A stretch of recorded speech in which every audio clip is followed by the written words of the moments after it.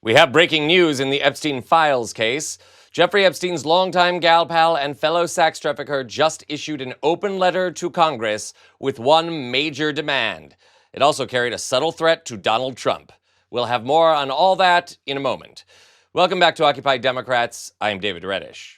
By now, you've almost certainly heard of the controversy surrounding the Epstein files, collections of documents related to the convicted sex trafficker Jeffrey Epstein, the longtime best friend of Donald Trump. As Trump and his Attorney General Pam Bondi continue to come up with excuses to not release the files, including saying they don't exist or that Trump's name was clandestinely inserted into the files by Democrats, House Speaker Mike Johnson continues to dodge calls to have Epstein's girlfriend, Gislaine Maxwell, testify before Congress.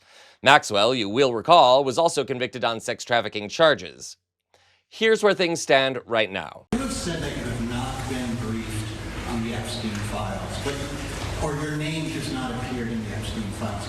But doesn't the AG have to tell you if your name... Well, I haven't been overly interested in it. You know, it's a hoax that's been built up way beyond proportion. Questions about Jeffrey Epstein following President Trump overseas, and now he's sharing more about what led to his falling out with the disgraced financier in the early 2000s. And he stole people that worked for me. I said, don't ever do that again. He did it again, and I threw him out of the place. By the way, I never went to the island. Trump's relationship with Epstein is under scrutiny as the Department of Justice presses on with their investigation into his sex crimes. The Deputy Attorney General interviewed his former girlfriend and accomplice, Gislaine Maxwell, for 2 days last week.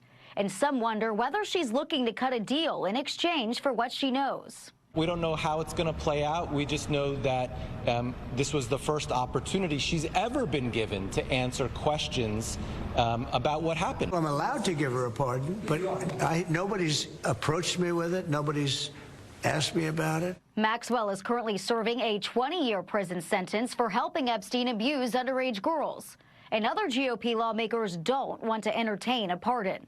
I think 20 years was a pittance. I think she should have a life sentence at least. Gislaine Maxwell is appealing her conviction at the Supreme Court and believes she should have never been prosecuted because Epstein made a plea deal in 2008 to protect his co-conspirators. So to reiterate, Maxwell has begun to lobby Trump for a pardon, quite openly in fact, and Trump has refused to rule out granting her one, or at least some form of clemency. In the past, journalist Michael Wolff has said Trump wanted to pardon Maxwell, calling her, quote, a nice person. I'm sure he said the same thing about Jeffrey Epstein himself, right? And of course, the reason all eyes now fall on Maxwell is to dispel reports that Donald Trump appears as a major figure in the Epstein files himself. The Wall Street Journal recently reported that Attorney General Bondi warned Trump he is a prominent figure in the files, while Michael Wolff has long claimed that photos of Trump with naked underage victims of Epstein also exist. On the other hand, Maxwell is also a known liar, so questions as to her ability to tell the truth remain, especially with Trump continuing to dangle a pardon. Now, Maxwell herself has spoken out, issuing a demand to Congress and to President Taco. This morning, attorneys for Maxwell issued a response to her congressional subpoena. In it, they asserted that Maxwell would plead the Fifth when called to testify unless she is granted limited immunity. That would protect her from prosecution for anything she reveals to the House Oversight Committee. Maxwell also demands that she receive all questions in advance and that she be called to testify only after the Supreme Court rules on her appeal. Maxwell has petitioned the High Court to reduce her sentence or overturn her conviction completely. And here's the sneaky bit, the part that nobody seems to be picking up on thus far. Maxwell's letter also proposes an alternative, that she is granted clemency before testifying before Congress. In other words, President Trump, not the Congress, would have to commute her sentence or pardon her completely. Maxwell is sending a none too subtle signal to Trump. Get her out of this, or else. Kind of makes you wonder what she would say about Trump if she is granted immunity, doesn't it? But this puts Trump in a tricky position. If Maxwell is granted immunity and testifies before Congress, she would likely spill details on Trump's activities with Epstein. Even if those don't amount to sexual assault of minors, they would likely be pretty salacious. Just last week, audio of Epstein discussing Trump's philandering with the wives of friends went viral. See our other videos here on the channel for more on that story.